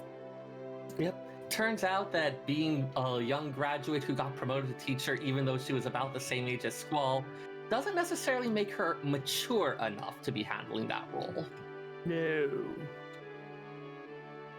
That's another of the recurring themes we have, especially if you see in so many Japanese, like in anime, in video games, you have these improbably young characters going and doing all these things. It's like, would they actually be equipped for that? Look at Evangelion, where Shinji is so psychologically not ready for any of this. Why would you even have a kid piloting your giant robot? Because that's the target demographic. Yeah. And that's all it is. And that's all it's ever going to be. There is no reason to have 13-year-olds be in a hero course. Like, that's dumb. But 13-year-olds are reading the manga, so guess what? That dude has a belly button laser. That girl's a frog. Let's go. And this kid's a little lecherous perv and has little grapes that spout off his body.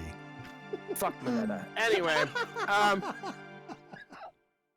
but like, yeah, Quistis was really definitely not equipped to be a teacher, and I was even kind of like, when she was the teacher at the very opening scene, I'm like, isn't she like just a super senior with a job now? Like, what is this? And then obviously she's like, hey, I got fired, so since you're the student I like the most, I'm like, hi, that's a problem.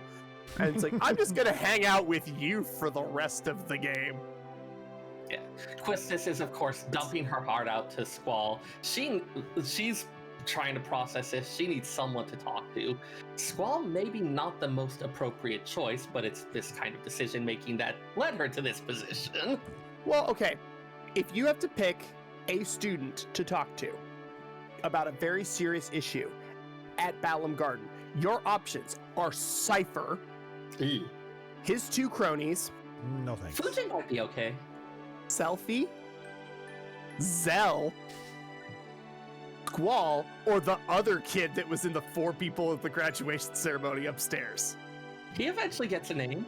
Yeah, but like, you don't exactly have great choices. Yeah, there's not a lot of people your age. Well, I mean, No. at least Squall is not going to say anything. No, Because I would Squall's actually not going to remember it after about 20 minutes. I was gonna say, I mean- Squall or Fujin are your top 2 Yeah, he's gonna be choices. like, though. Squall's going to Yeah. be just like, whatever. And they're even Whatever's half happened. even at this early point in the game, there have been several points where Quistis is teasing Squall, being able to predict what he's going to say. And when There's he's this going to idea say, like- whatever. Or there's a couple other points where he's starting to say something similar and she jumps in to finish the line. That is So it's like- classic. I love it. She feels like she knows him, so here's someone that she can talk to, and she is rudely awakened from that. Yep. And as they are leaving from their discussion, and you're leaving or trying to get back through the training center, Because this yes, place. you went to the secret hangout buried in the training center. Now, Yeah, you went to Makeout Corner with your former teacher. That's not weird. I wonder if Squall even knew that's what it was. probably not. I doubt it. Hashtag ace coded. Nah, he was just too busy playing with his sword. He also fell in love so hard he went to the moon. So like, I don't know. We'll get into Squall's issues later. But yes, the training center, being the training center for a school of elite mercenaries, works under the whole principle of a live fire exercise. You are specifically warned in the student database type things that there are monsters roaming around there, that this is a thing that you go in at your own risk. And hope They're you don't not run pulling into their the T-Rex. Yeah, there's also a Tyrannosaurus that you can fight. Yep. Cause sure, why not? That sounds totally legit. We've already got every other weird ass thing going on today. Why not a fucking Like, dinosaur, right? You gotta wonder whose job it is to like stock the place and like make sure the animals get fed. Because ideally they are not eating students. Yeah, I think they went to Jurassic Park to fill this up. Well, the whole theme park aspect of it didn't work, so they had to get rid of their attractions, I guess, huh? I wonder if that's So, yeah. why they put it in there, mainly because, well, it was, well, you fight a Tyrannosaurus, a bunch of dinosaurs actually in 6. Yeah, Yeah. I mean, I think that- dinosaurs are also just cool, right? If you're doing a thing for, okay, let's be real, it's a JRPG and it's a video game. Your target demographic is male and between the ages of like 8 and 15. Yeah, you put in dinosaurs. That in Jurassic Park You just did do. just come out, within the last few years when this came out, so. Plus, living in Japan, I can tell you, movies come to Japan, American-made movies come to Japan about 2 years later, give or take, pretty consistently, even all the way back to the 90s. So a 1994 film came out in 1996. This game came out in 1998. Yeah, that's about right. Seems right. Then, probably my favorite theme, at least from So- disc 1. But, Hold up just a sec. Just to set holding. the stage, as we go through, they get assigned to a new mission to help out some type of outfit in Galbadia. And we're actually seeing some of that play out behind you. We are. Where as they're riding a train to Galbadia, they start to feel strangely drowsy, concerned that there's some type of attack on the seeds. All of your party members pass out to enter a strange new setting. This is a banger. Love it so much. Literally. Man with a machine gun. Now, I hope you guys have both have heard the Smooth McGroove version of this. Which one? Smooth. You know who Smooth McGroove is, right? Mm-hmm. He does everything a cappella, multi-part. He does Oh, yeah. He does an amazing version of this. I will dig that up after It's this. so good. If you haven't, just go search YouTube for it. It'll be well worth it. This is also a team of 3 people, and you get to see, like, you think you have unique weapons in Final Fantasy VIII already? Welcome to this bullshit. Yep, you play as 3 characters, 3 soldiers from Galbadia: Laguna, Kyros, and Ward. Laguna's weapon is actually reasonably normal. It's a machine gun. And he is Just the looks fine. man with the machine gun. With the machine gun.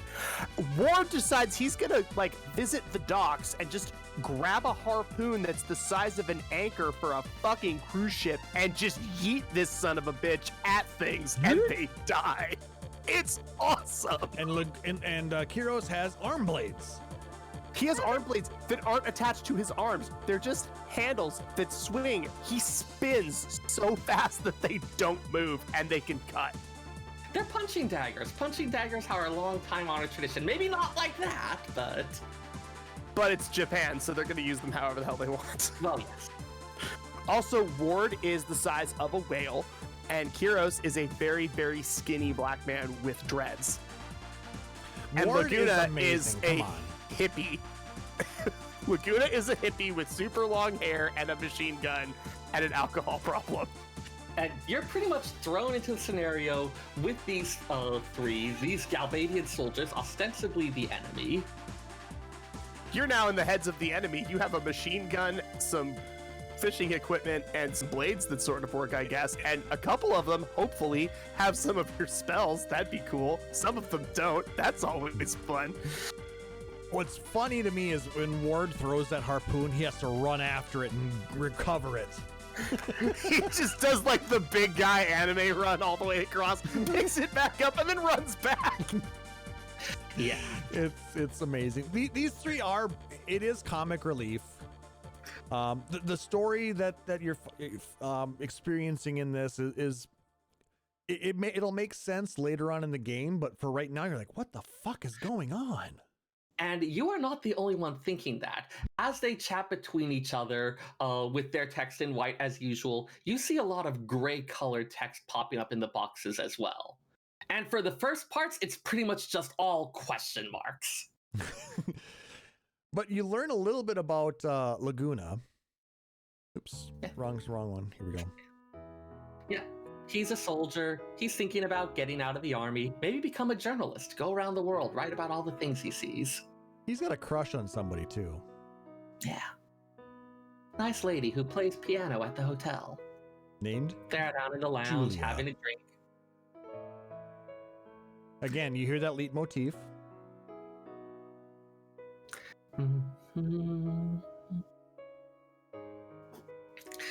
And there they are, sitting at their table, enjoying their time off, having a few, thinking about going up to talk to the pretty lady playing the piano, getting a leg cramp because, oh my god, Laguna. But she likes him too, and she actually invites him up to her room. Ooh la la. Oh my. You knew that was coming. I'm happy that you have that soundboard. These are consenting adults. This is fine. Yeah, these are adults now. They're not old, but I mean they're like 20s. I think at this point they're like early 20s. Somewhere there. And one of the people gray text people who's watching this is just so frustrated and exhausted at everything Laguna does. It's actually to see Laguna going through his slightly cringy moments and then this background observer ragging throughout. And this song is called Roses and Wine and plays when Laguna and Julia are talking. In her room.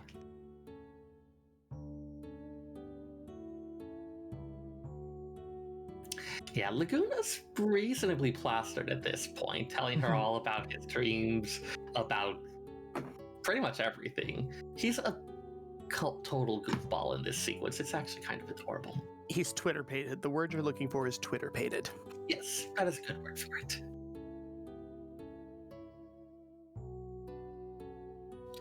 And Julia's into it. Well, she's into him. She seems to think it's cute, at least. Fail forward, Laguna. Shoot your shot. See what happens, bud.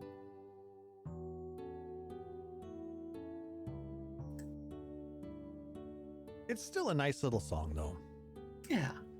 It's just like this quiet, sweet moment.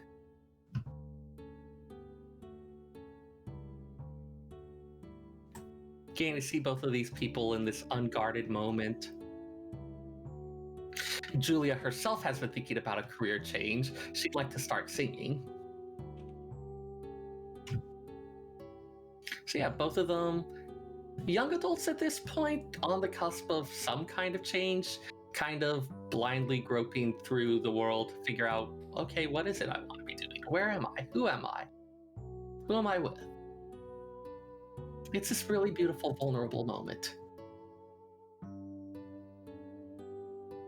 Our unseen observer does not share my warm. Not even a little bit.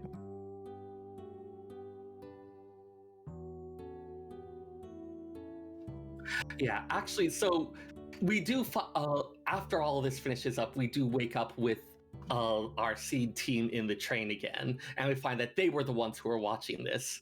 And as the others are discussing what just happened, Squall's first thought is, I dreamed I was an idiot.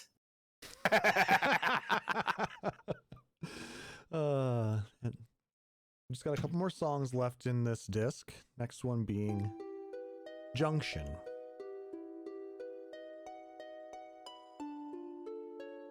This plays in areas like the Deep Sea Research Center, more mysterious type of areas. Yeah. I believe the first point we hear is actually kind of Squall deep in thought, exploring his own memories and seeing some strange scenes. But yeah, this is, as I said, leans a bit more towards the sci-fi, to the sci-fi than fantasy, but this is when you get the stuff that's at least a little mystical and unexplained. Yep.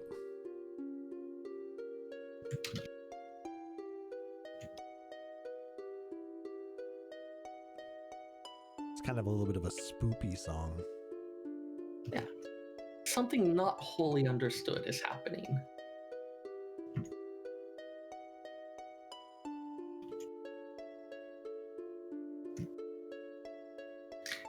Yeah, there aren't that many pieces, heart pieces in this soundtrack, are there? Not really. Couple. And it's kind of this slow bit. Yep.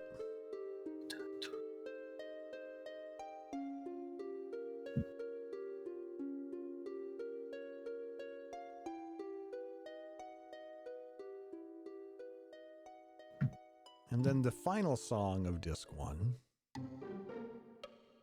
Ah, yes, when we meet our client. The Timber Owls.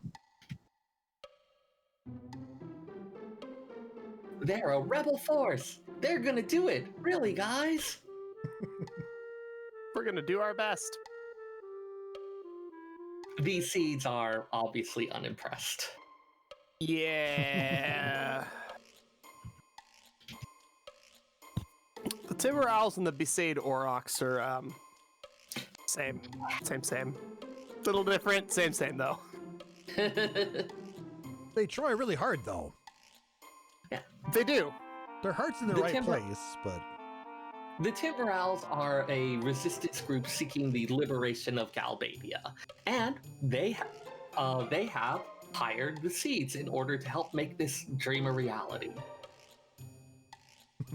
We find out that that's actually what Renoa was doing at that graduation ball. She was there on behalf of the Timber Owls to hire Seeds.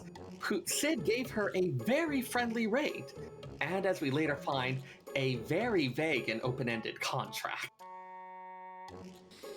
Squall is not. Yeah. No, I had a 4-hour wedding plan that took 7 hours. And I was like, hey, we need to redo the contract. My business partner was like, why? And I was like, we're redoing the contract. Because that's not happening again. Very specific contract. Everything outside of that contract cannot happen in my presence because I don't care.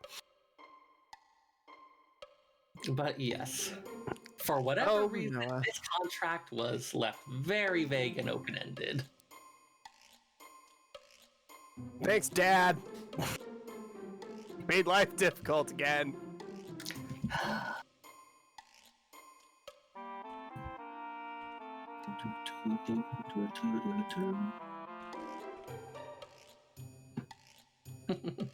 It's just a cute little song. It really is. They're so eager and intense, and they're like, look at our cool train model, look at our plan, we have the best idea, we're gonna change the world and be great. It's actually playing right now. Oh god, it is. Right, and you're sitting here just being like, Whatever. This is like fucking freshman level communications course bullshit that I want no part of, and you're there with experience and you're just like, I hate everything that's about to happen. But you have to do it because you're on contract. Yeah. Even your teammates, who are usually a little nicer about these things, start remarking about, like, this is kind of a bad job, isn't it? When Selfie knows that it's stupid, you know it's stupid. And she's the one who was suggesting that the message they want to broadcast might be everyone, peace and love. Or that you can just reroute this entire plan by just firing a rocket launcher at the president's car. Like, Selfie's not exactly a brain trust here. She goes 0 to 100 very quickly if it's something violent. It's a little concerning.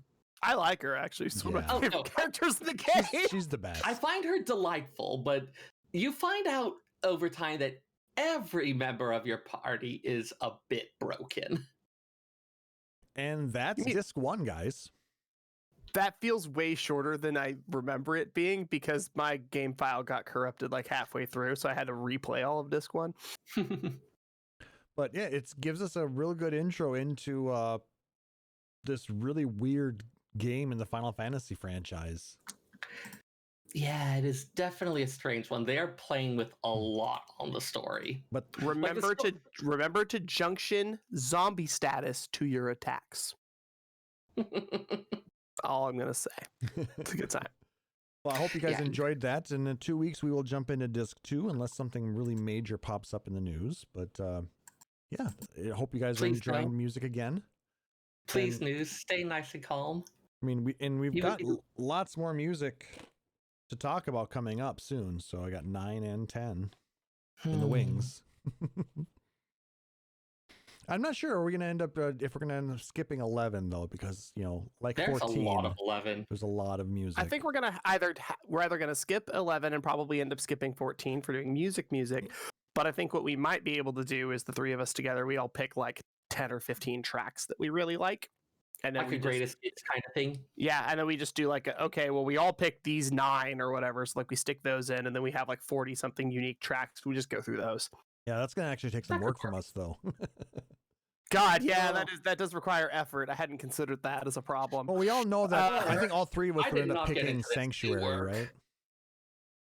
Hmm? Am I right? We'd all three of us would end up putting Sanctuary on our list for 11 at least, right? Sanctuary of Zital. Yeah. Yeah, I was gonna say new plan. We're just gonna play that. All Let's night. move on. I know Aurori would Move love on. it. Aurori would absolutely I was just gonna completely dig that. I was gonna do some amount of gamesmanship and be like, you know what? At least one of them is gonna do Sanctuary of Zital. I don't need to put it on my list. Oh God, it's a trade sequence. God, I love this sequence. It's so ridiculous, but so good. Yep. All right. Was there anything else you guys wanted to talk about before we go ahead and close this this episode up? Man, I kind of want to play 8 again now. Played 9 like a month and a half ago. I mean, they're I all was like, I want to be familiar enough with this so that we can talk about it because it was going to come up sooner than later. But I don't own the remaster of 8, and God, am I not digging out a PS1 and an RCA TV to make that happen. Reasonable. they go on sale relatively frequently though on PlayStation Store, so They do, and I have a PS3 still hooked up, so like I can just grab it if I need it. well, PS4 as well, so Oh, it's true. If I'm getting the remaster, I can just get the PS4. exactly. Yeah, because wow, then I would have 7 remake chapter 1, 8 remake, 9 remaster, 10 and 10-2 HD remaster, all on PS4. Dang. You just need to get No excuse. The Zodiac Age 12. Yep, I need 12. You- That actually has been on my to-do list since like 2017 when it came out, and I just keep forgetting that it's a thing. I mean, if you've 'Cause got I'm your PS3, you've got the 13s, right? I have the 13s. My PS3 is actually like 1 through 13 minus 11. Like it's okay. got everything on it. It's awesome. It's the only reason I still have it, frankly, because it's kind of a brick. It doesn't really do anything, but it's got so many FF games on it, and God knows the PSP is never going to work again. They pulled the servers for it, so like if you want to put things on your PSP, you have to hook it to a PlayStation 3 to make that happen. Well, Vita doesn't have that problem yet, which is nice. So Vita doesn't have that problem yet, but like, it will. when's the last time we've heard anything come out for the Vita? Yeah, I mean that's true, but like at least they haven't like completely shut down any services for it. I think they're like some of the things like I don't think Netflix works for it anymore or the YouTube app, but you can at least still play your games. You can still play games you have, but like, you know, Yeah. this bad boy doesn't do anything anymore. That's paperweight now. There's just a lot of things. You know, technology happens though. Because I mean, my Vita, that's how I've got 3 right now. I used to have it on a DS, but that DS is long gone, unfortunately. So if you are lucky enough to live in a place where you can get a lot of like older classic vintage consoles for not a completely wallet breaking amount of money, you can get that super cool, authentic backlit DS SP experience of playing the Final Fantasy III remaster, or you can just play it on your phone. It's the same. It's the exact same version. Like that's a thing. And yes, it's a touchscreen. It's a little different. It's less tactile, but depending on what you really need to play it for or want to play it for. I have to say though, I really did enjoy their use of the 2 screens in on the DS version. It was very well done. I missed that portion of it when I had to go over to Vita. There is something to be said, like the 2 screens thing was not well utilized because most people just didn't want to because it was so much work. But like for Chrono Trigger, it just didn't matter. Having a second screen literally didn't do anything. Most games just had it run as a screensaver because they just didn't want to deal with touch sensitive menus.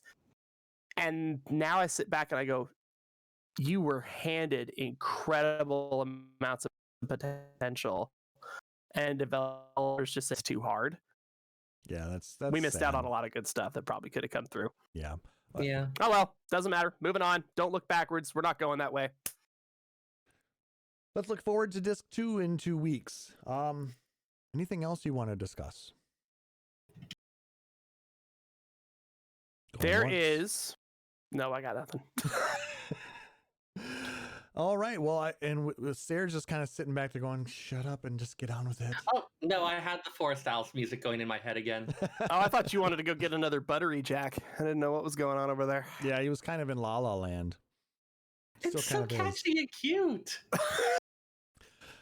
Well, on that bombshell, that's going to do it for this episode.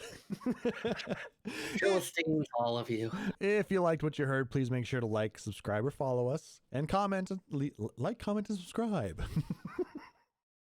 On Apple Podcasts, Google Podcasts, YouTube, or whatever your preferred podcatcher is, and if possible, leave us a rating or review. It does really help us know how we're doing and helps us be found throughout the community. If you really dig the show, you can consider being a subscriber here at twitch.tv/Phoenix Down Radio, where you get access to a number of subscriber-only emotes and badges. Or you can go out to our patreon.com/Phoenix Down Radio page, like our benevolent overlord Rory Fenrir, and support us that way.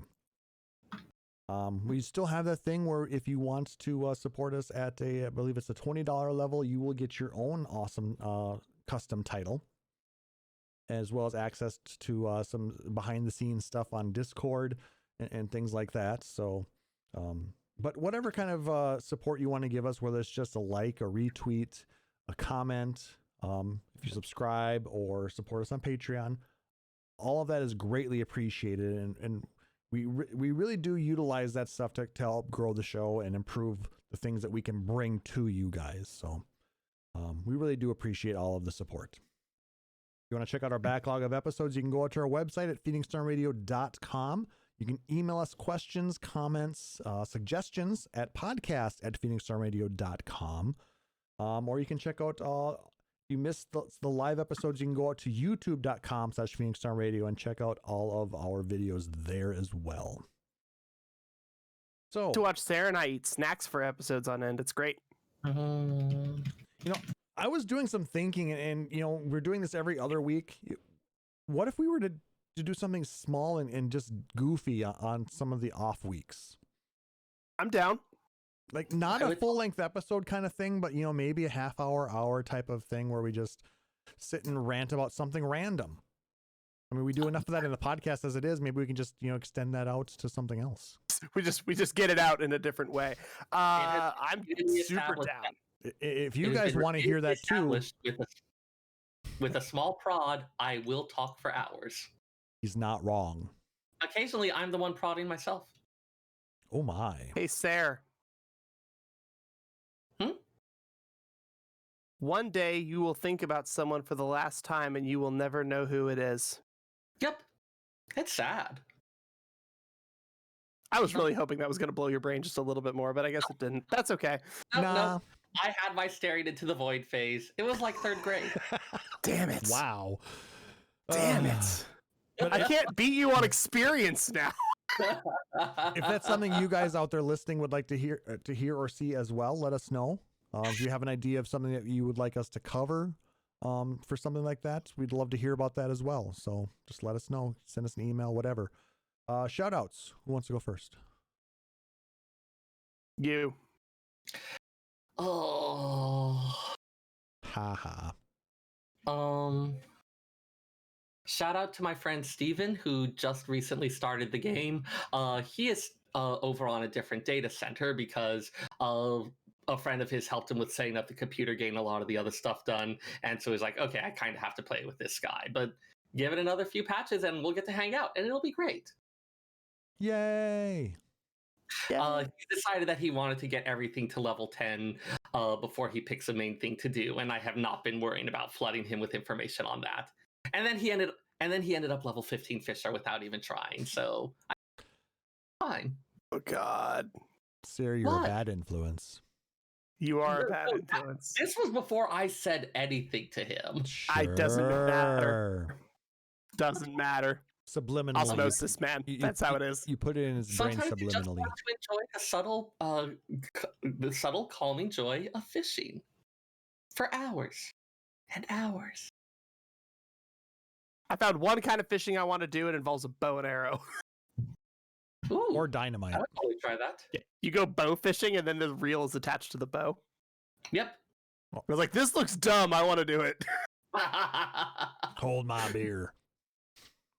And how can people find you? So you can find me on Twitter at FF14Seyrr. That's FFXIVSEYRR. You can find me on our Discord, which we always say this and I forget the thing. It's discord.phoenixdownradio.com. It's phoenixdownradio.com/discord. phoenixdownradio.com/discord. I generally pay attention to that throughout the day. Yeah, those are the two big ones. Always happy to chat. As established, I will chat for hours at the slightest provocation. Don't tell him that, Pyrocats. Taliz is not know that you have a bow. I've fired her bow before.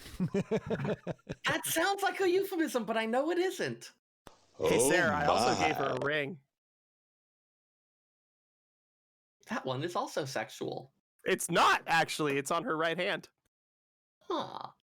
I'm just gonna keep going. Like, we could just get as bad as we can. She and I have also gotten like free dessert and stuff before, so like we just let it ride at this point. All right, Taliz, you're up. Okay, so I would like to give a shout outs again to Wiley Draconis, best friend Will. Thank you so much for giving me that copy of Final Fantasy VIII back in freshman year of high school. It definitely kind of reinvigorated a lot of what I wanted to do, reminded me that I did want to work in video gaming at one point, and allowed me to focus on that for a number of years of my life. So again, from the bottom of my heart, thank you. For Pyrocats, thank you for going with me on dumb adventures to buy silly snacks today. I love doing silly adventures with you. It's entirely too much fun. For Seyrr, thank you for introducing me to a TV show that I didn't think I was going to like, but ended up binging through in the course of a week and a half. And for Klauss, for being incredibly helpful, getting me out of my very tiny minimalistic brain and understanding the world bigger than me that is plugged in and has far more screen time than I ever will. We all need to get out of our comfort zone somehow, right? Yeah, I'm just having to be dragged out by my fingernails, and I don't really enjoy it. But when you get out, you have a great time. It's true. It's true. But no, I understand when you get comfy, you're like, you want to stay here. Leave me But I alone." has a chair, and I'm wearing comfy pants. I don't want to go anywhere. But hey, at least with this, you don't actually have to go anywhere.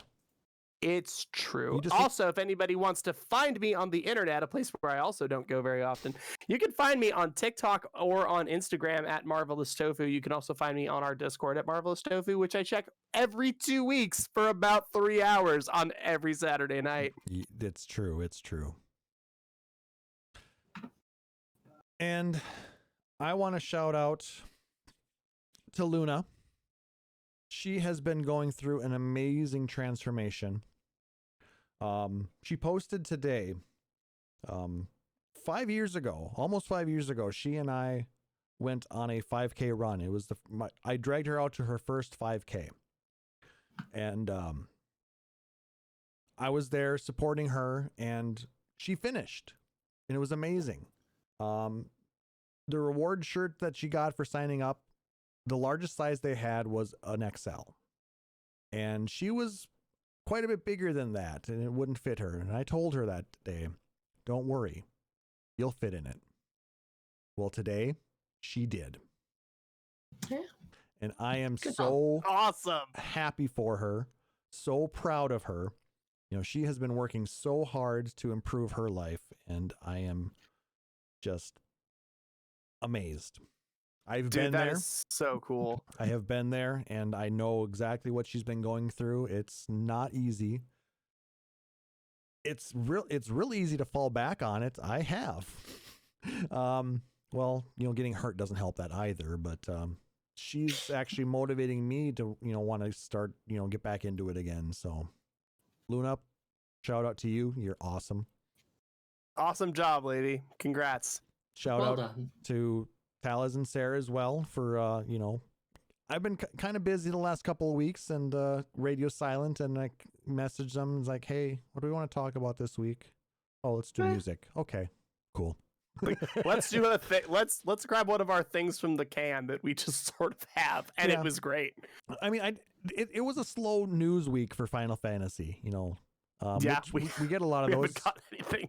I mean, we got like just bombarded, you know, the last month. So it's kind of nice to be able to jump back into some of these fun things and the things that remind us as to why we're doing this in the first place. So Shout out to you guys for sticking around. Shout out to Seyrr for eating his food.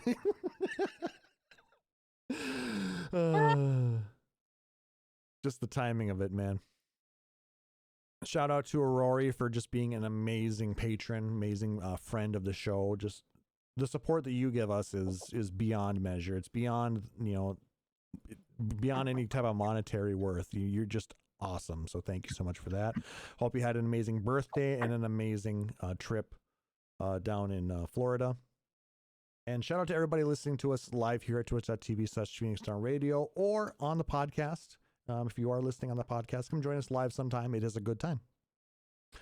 So for my co-hosts, Seyrr Timono, for Taliz Marvelous, I am Klauss Nightbringer, wishing everybody a wonderful night. Thank you so much for joining us again, and we'll see you on the next one. Take care. Phoenix Down Radio is a production of PhoenixDownRadio.com and Illusion Productions. Final Fantasy XIV and Eorzea are trademarks of Square Enix. In-game content for Phoenix Down Radio is the copyright of Square Enix. Opening music for Phoenix Down Radio is provided by Guilty Gear Rock You. Check out the Metal Chocobo theme cover and many other music videos at youtube.com/Guilty Gear Rock You. Closing music for this episode is provided by Guitar Wanker 90. Please check out their full version of Matoya's Cave and other rock video game covers at youtube.com/Guitar Wanker 90. The views and opinions expressed in this episode are those of Phoenix Down Radio and its hosts and do not reflect the views of Square Enix.